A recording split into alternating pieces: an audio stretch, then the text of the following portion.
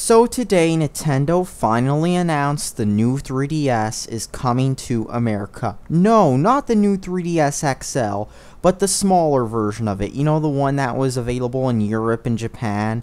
Well, it's now coming to America after a while. Now, initially it's going to be in a $220 bundle with the new Animal Crossing game, along with the special limited edition faceplate. However, it seems like Nintendo has not corrected one of the big mistakes Nintendo made with the 3DS XL, which they could have fixed easily, and that is giving the customer a charger out of the box. Now, usually when you're buying a portable device, especially one in the $200 price bracket, you're expected to get a charger with it. When you buy a phone, you get a charger with it. Even if it's a $5 track phone, you'll get a charger with it. If you're buying a laptop, even if it's a $200 Walmart special laptop, you'll get a charger with it. If you buy a tablet, even if it's a $30, $40 cheapy Micro Center Best Buy tablet, you'll get a charger with it. If you buy a smartwatch or digital camera, you'll get a charger with them. In other words, just about everything that has a rechargeable battery has a charger because you need it to use the device. You can't charge something that uses rechargeable batteries like the new 3DS without a charger. Now, there are several major problems with this. The first problem is it's just anti-consumer. If a $5 cell phone can come with a charger, why can't a $320 handheld come with the charger? The second problem is that every other 3DS except the new 3DS XL in America has come with the charger. So why can't Nintendo give consumers something that should be an essential part of the package?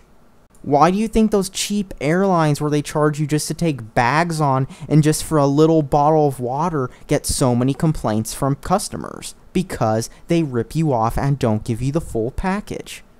And considering how the 2DS and original 3DS XL, which are still on the market, come with chargers, it makes no sense. Let's go back to the airline analogy for a second.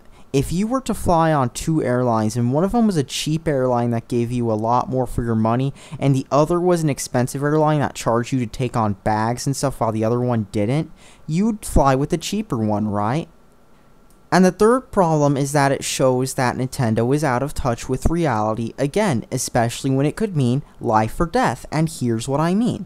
Nintendo with the new 3DS is assuming that the only people who are going to be buying this are people who already own another 3DS or another DSi, because I know at least one person who's actually a neighbor who purchased a Nintendo 3DS, and the only reason he did was because his Nintendo DS was broken in many ways. It had broken hinges, it barely worked, the triggers were busted, it's pretty much trashed at this point. He's never owned a 3DS or DSi before this, and therefore he has no 3DS chargers that will work with the system. Now, if Nintendo gave you something basic out of the box, this would not be a problem. However, Nintendo is deciding not to give you something basic out of the box. Now, many people are going to go on somewhere like eBay and purchase a very cheap no-name 3DS charger.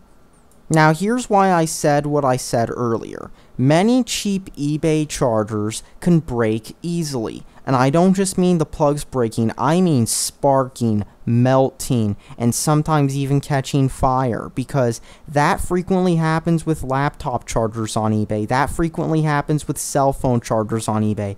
There are a ton of local news sites running articles about phone fires or charger fires from phones where people will be plugging their phone into charge and boom, the charger catches fire or the phone catches fire.